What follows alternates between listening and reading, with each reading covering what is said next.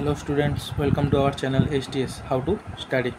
চলো, তোমাদের আজকে স্পর্শক সংক্রান্ত তোমাদের সিলেবাসের যে লাস্ট উপপাদ্যটা আছে সেটা হচ্ছে উপপাদ্য 42। কী বলছে দেখো, যদি দুটি বৃত্ত পরস্পরকে স্পর্শ করে তাহলে স্পর্শ বিন্দুটি কেন্দ্র দুটির সংযোগ সরলরেখাংশের উপর অবস্থিত। মানে দুটো বৃত্ত থাকবে, সেটা অন্তঃস্পর্শ করতে পারে, বহিঃস্পর্শ করতে পারে, সেটা কিছু বলার নেই। যাই হোক, তোমাদের বইয়ে দুটোই ছবি দেওয়া আছে, যে একই ব্যাপে হবে, ঠিক আছে। যাই হোক, সেখানে কী বলছে, দুটো বৃত্ত এক জায়গায় স্পর্শ করে তখন একটা স্পর্শ বিন্দু পাবো, সেখানে একটা স্পর্শক আঁকবো, একে সেটা প্রমাণ করবো। কারণ আমরা ওই উপপাদ্য যে 40-এর যে কনসেপ্ট, যে লটা আছে, যে একটা স্পর্শবিন্দুতে অঙ্কিত স্পর্শক আর স্পর্শবিন্দুগামী যে ব্যাসার্ধ তার পরস্পর কী লম্ব, সেখান থেকে এই প্রমাণটা হবে। যাই হোক, তাহলে স্পর্শবিন্দুটি কী বলছে, যে কেন্দ্র, দুটো বৃত্ত দুটো কেন্দ্র হবে, সেই কেন্দ্র দুটিকে জুড়বো যে সরলরেখা, যে সংযোগ সরলরেখাংশ তার উপর অবস্থিত। মানে ওই বিন্দুটা আর ওই কেন্দ্র দুটো একই মানে সরলরেখার উপর থাকবে, এটাই হচ্ছে প্রমাণ। তাহলে কী করবো, সবার আগে আমার একটা ছবি আঁকতে হবে প্রদত্ত। তাহলে আমি এখানে বহিঃস্পর্শ দিয়ে করছি, তো যেহেতু ছবিটা বড় করলে তাহলে ছবিটা ভালো করে বোঝা যায়। অন্তঃস্পর্শ হলে একটা বৃত্ত ছবিটা ছোটো হয়ে যাবে। যাই ওভাবে করানো যায়, ওটা বয়ে আসে, ওটাও তুমি করতে পারো, কোনোটাই ভুল নেই। তাহলে দেখো, আমরা তাহলে একটা বড় করে একটা বৃত্ত আঁকবো, মোটামুটি বড়। তাহলে এই বৃত্তটার ধরো কেন্দ্র, এটার নাম দিচ্ছি এ, আর একটা এই বৃত্তকে স্পর্শ করে আর একটা বৃত্ত আছে, সেটা বৃত্তটা ছোট, হ্যাঁ, যাই হোক, সেটা তার নাম দেওয়া হচ্ছে বি। তাহলে এখানে তাহলে কী লিখবো, যে এ কেন্দ্রীয় বৃত্ত এবং বি কেন্দ্রীয় বৃত্ত দুটি পরস্পরকে একটা বিন্দুতে ছেদ করেছে, সেই বিন্দুটার নাম দিচ্ছি ধরো পি বিন্দু। কী বিন্দু? পি বিন্দু। এখানে ভিতরে এমনি লিখে দিচ্ছে এই পি বিন্দুতে পরস্পরকে ছেদ করেছে, সেটা তাহলে পদার্থে লিখবো। তাহলে পদার্থে লিখব এ ও বি কেন্দ্রীয় দুটি বৃত্ত, এখানে দেখতেই পাচ্ছি, পরস্পরকে পি বিন্দুতে স্পর্শ করেছে। এই যে পি বিন্দু, এই পি বিন্দুটা স্পর্শ করেছে।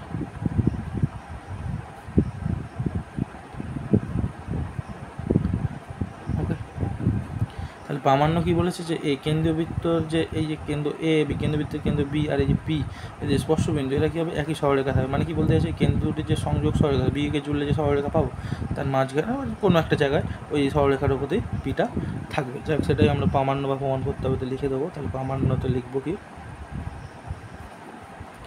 যে এ পি ও বি কি সমরেখ, যেহেতু একই সরলরেখায় থাকে তাহলে সবাই সমরেখা রেখার মধ্যে থাকে, তাই সমরেখ। ওকে, তাহলে এই প্রমাণটা করতে গেলে আমি তো এখান থেকে কিছুই ক্লু পাচ্ছি না। তাহলে আমাকে তোমার তো আগে তো জুড়তেই হবে, যেহেতু সংযোগ সরলরেখার উপরেই থাকবে বলেছে। আর এখান থেকে দেখো, এই স্পর্শক ব্যাপারটা যদি হয়ে যায়, এদের একটা সাধারণ স্পর্শক পাবো বিন্দুতে, এই স্পর্শক আর এদের জুড়ে দিলে কি হবে, একটা ব্যাসার্ধ, ওই একটা ব্যাসার্ধ। আমি এটাই দেখাচ্ছি তোমাদের, আমি আগরা বলে এসেছি, যখনই উপপাদ্য করবে একটা ছবি তো তোমার ফান্ডামেন্টালসে থাকবেই, যেটা তোমার উপপাদ্যতে দেখাবে। একটা রাফে সাইডে অন্য পেজে একটা ছবি করে নেবে, তাতে কী হবে, তুমি ওখান থেকে করতে করতে ব্যাপারগুলো বুঝতে লিখবে, তাতে কী হবে, ভালো হবে। মানে মুখস্থ তোমার কোনো করার দরকারই থাকবে না, আর যেটা তোমার অ্যাকচুয়ালি অঙ্কের ক্ষেত্রে খুব দরকারি। যাই হোক, তাহলে এখানে আমি অঙ্কন বলে একটা পয়েন্ট তো হবে, সেই অঙ্কন বলে লিখবো। তাহলে অঙ্কনে লিখবো যে এই দেখো, এই বিপিটাকে, অর্থাৎ বিপিকে এই একটা ব্যাসার্ধ, আর এই পি এইটা যুক্ত করলাম। তাহলে লিখব এপি ও বিপি কী করলাম, যুক্ত করলাম। দেখো, যুক্ত করলাম। আচ্ছা, এবার এই অঙ্কনের পরে যে পয়েন্টটা আসবে, সেটা কি পয়েন্ট বা স্টেপ, যা ইচ্ছে বলো, সেইটা হচ্ছে প্রমাণ। প্রমাণ বলছে কি, তাহলে এই কেন্দ্রীয় বিকেন্দ্রীয় বৃত্তটি যেহেতু পি বিন্দুতে স্পর্শ করেছে, তাহলে এই পি বিন্দুতে নিশ্চয়ই একটা প্রমাণ করতে গেলে তাহলে একটা পি বিন্দুতে নিশ্চয়ই সাধারণ স্পর্শ থাকবে। তাহলে এ কেন্দ্রীয় ও বি কেন্দ্রীয় বৃত্ত দুটি পরস্পরকে পি বিন্দুতে স্পর্শ করেছে। সুতরাং পি বিন্দুতে বৃত্তটির একটি সাধারণ স্পর্শক আছে। সুতরাং পি বিন্দুতে, যেহেতু দুটো বৃত্ত এক জায়গায়, এখানে একটা সাধারণ স্পর্শক থাকবে, ওই বিন্দুতে যে স্পর্শকটা হবে, পি বিন্দুতে বৃত্ত দুটির একটি সাধারণ স্পর্শক আছে, এবং সেই স্পর্শকটা এঁকে আর নাম দেবো। ধরো সেই স্পর্শকটা হচ্ছে নাম দিচ্ছি, ধরো এখান দিয়ে আঁকছি, তাহলে এখান থেকে স্পর্শক যেটা ওই বিন্দু দিয়ে গেছে, তাহলে ধরো এইখানে একটা বিন্দু আর ওটা এইখানে একটা বিন্দু, তাহলে সেইটার নাম দিচ্ছি ধরো এস আর টি। তাহলে এই বিন্দুটার নাম দাও এস, এই বিন্দুটার নাম দাও টি। তাহলে কী করবো, তাহলে ধরে নেবো যে এস টি হলো সাধারণ স্পর্শক, যা ওই বৃত্ত দুটিকে কী করেছে, ওই তোমার পি বিন্দুকে স্পর্শ করেছে বৃত্ত দুটির। তাহলে ধরি এস টি হলো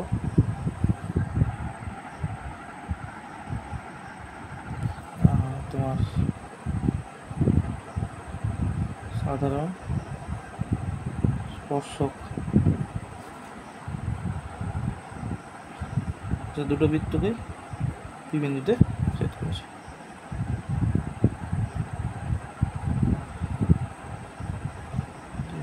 স্পর্শ করেছে।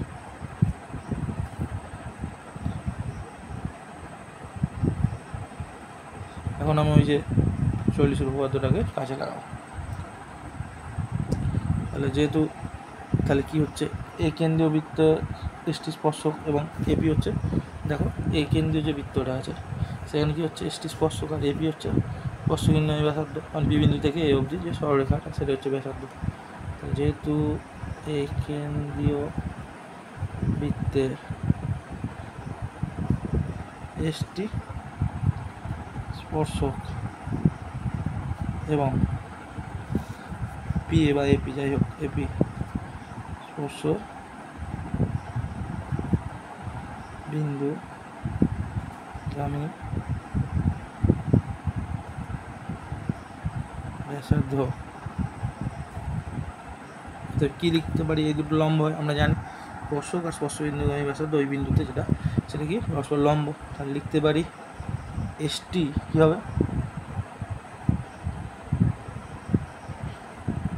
এপির ওপর লম্ব, বা এপি লম্ব এসটি, যাই পরস্পর লম্ব লিখতেই পারি। আবার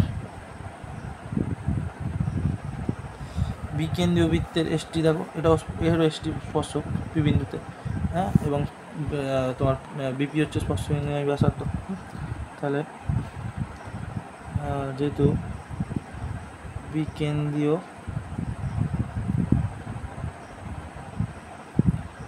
বৃত্তের এসটি স্পর্শক এবং বিপি স্পর্শ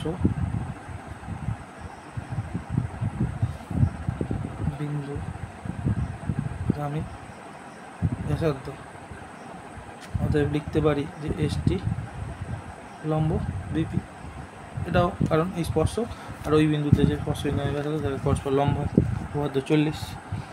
তাহলে অর্থাৎ কি বুঝলাম, যে এসটিটা, এই যে এসটি যে স্পর্শকটা, এর কিন্তু দুজনে এই যে দুটো মানে একটাই স্পর্শক, এটা কী করেছে এপি আর বিপি এই দুটো ব্যাসার্ধের একটা কমন বিন্দু, সেটা হচ্ছে পি বিন্দু, সেখানে কী করে আছে ছেদ করে আছে। সেটাকে আমরা যদি লিখি একটু লিখব, অতএব এপি ও বিপি একই বিন্দু,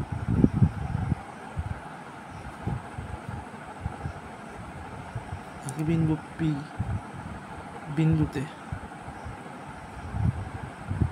এসটি সরলরেখার উপর, দেখো এসটির সঙ্গে দুটোই লম্ব, তার মানে কী বোঝা যাচ্ছে যে এই যে এপি আর বিপি দুজনেই কিন্তু এসটির সাথে কমনলি লম্ব আছে। তাহলে এপি আর বিপি একই বিন্দু যেটা হচ্ছে পি বিন্দু, সেখানে কি হচ্ছে তার সাথে সেই বিন্দুতে এসটির যে সরলরেখা তার উপরে পি বিন্দুতে কী হচ্ছে এসটি সরলরেখার উপর লম্ব। অর্থাৎ কি এটাকে লেখা যেতে পারে যে এপি আর বিপি একই সরলরেখা অবস্থিত, তাই জন্যই তো একই সরলরেখা তৈরি হচ্ছে।